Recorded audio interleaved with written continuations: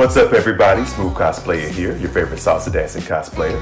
Welcome to my YouTube channel. I'm going to be bringing you guys some work in progress videos as I work on my cosplays, some unboxings and product reviews as I get new props and toys in, maybe even some cosplay topic discussions. Basically just going to take you guys along with me on my cosplay journey. So if you want to come along with me on that journey, just hit that subscribe button for me.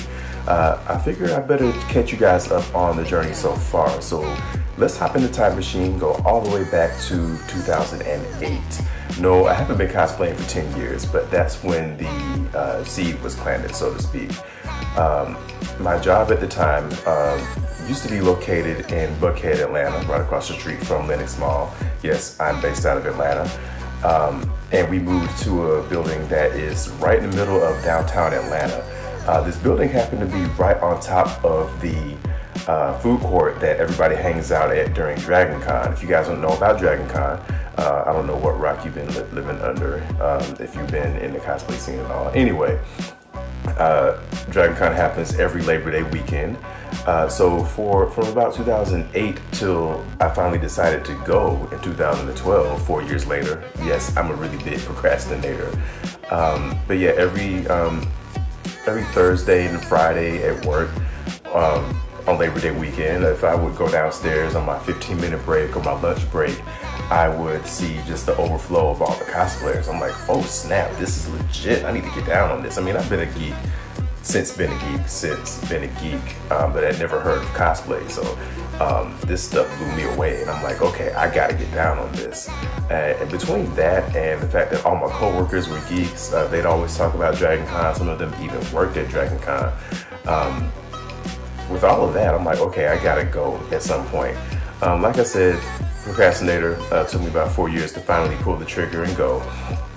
So finally went in 2012. I used a costume that I had used back in 2009 for Halloween, which was Snake Eyes from G.I. Joe. That year, G.I. Joe Rise of Cobra had come out, so I decided to make a costume from that.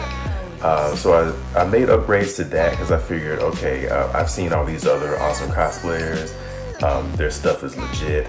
I can't not be legit. I gotta step my game up. So I went down the street from my job. Actually, there was a Army Navy surplus store. So I was able to get, some H harness, military belt, combat boots, knee pads.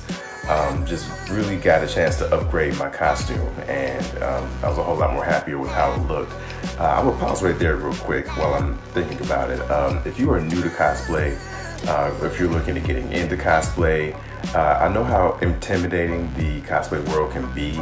There's some mean people out there, a lot of jerks and a-holes and trolls and everything like that, that will make you think that it's a go hard or go home kind of thing, where if you don't bring your A game, you can't come, or if you don't look super awesome, then you shouldn't bother trying. Don't let people discourage you, okay? Me and my perfectionist self decided that I saw these other awesome cosplayers who brought their A game, and I had to bring mine too, but that's just me, okay? I would not put that on anybody else. If that's how you feel, go ahead and do that, but I'm just saying, don't let somebody else's viewpoint on it, set your standard. You set your standard, just like I did. Anyway, that's a whole nother video for another time.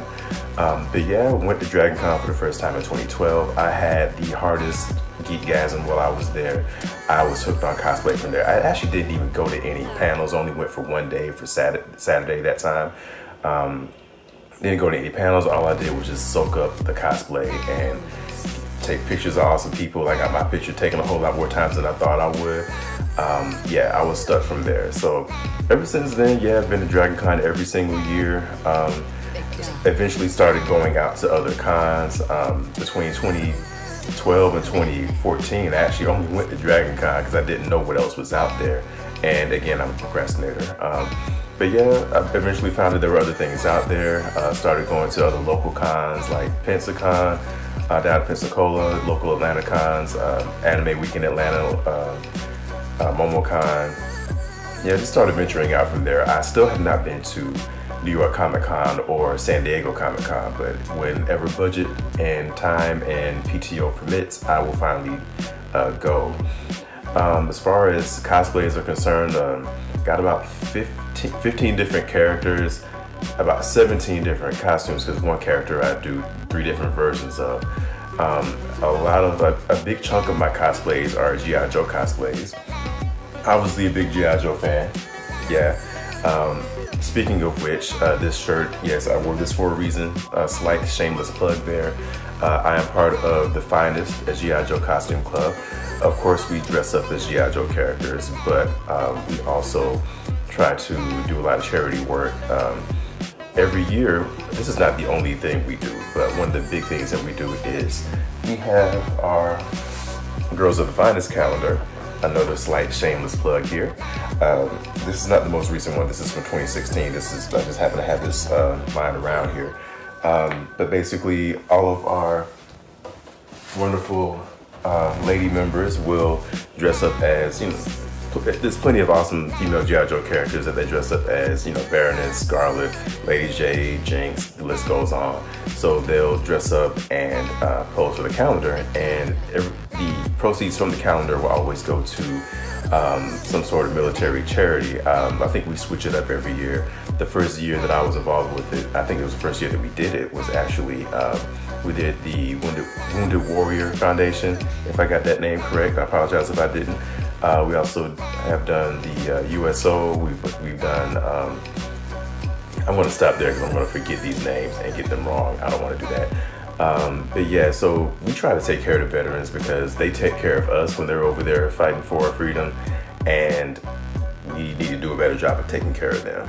So there's that. Don't mean to be preaching, but so yeah, I do a lot of G.I. Joe characters. I do a few Star Wars characters. Actually, none of them are canon. They're all mashups and crossovers.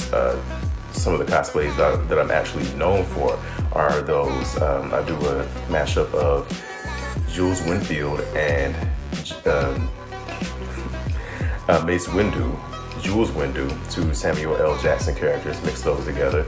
I also took Django from the movie Django Unchained, the silent Django, mixed that with Django Fett, made that Django Fett. I also have a character, some people call this a mashup. I don't really call it a mashup, I call it more of a crossover because it's not a mix of 2 characters, but more of a mix of 2 concepts. But anyway, I have Jam Master Jedi, mix of hip hop, old school hip hop, and Star Wars, in the mold of my man Hip Hop Trooper. Big shout out to Hip Hop Trooper.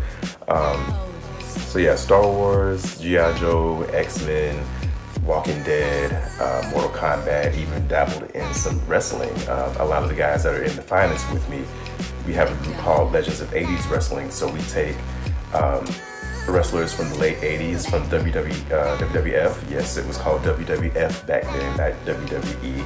I'm showing my age there a little bit. But we stormed Dragon Con on Friday night. We pretty much shut the thing down. We walked through there. I dress up as Virgil, the $1 Million Man's bodyguard. We got Macho Man. I don't think we've had a Hulk Hogan yet, but we have Macho Man, Bret Hart,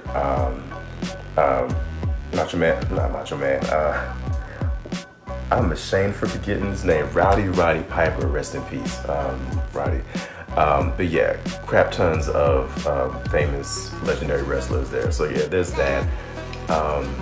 Haven't gotten into some other video games that I want to yet, but we'll definitely get into Tekken at some point. Just started doing Final Fantasy. I did Rude from Final Fantasy VII. Hopefully we'll get Vincent done, and maybe even Irvine from the Irvine from Final Fantasy VIII done pretty soon. So yeah, I'm rambling at this point about my cos plans, but those are for some videos in the future. So we'll give you guys a lot of my cos plans, show you some stuff I'm working on. Yeah, a whole bunch of geekery around along the way as well. So yeah, whatever geeky stuff comes into mind, I may do a video of it. So that's it. I hope you got, Smooth Cosplayer, the name.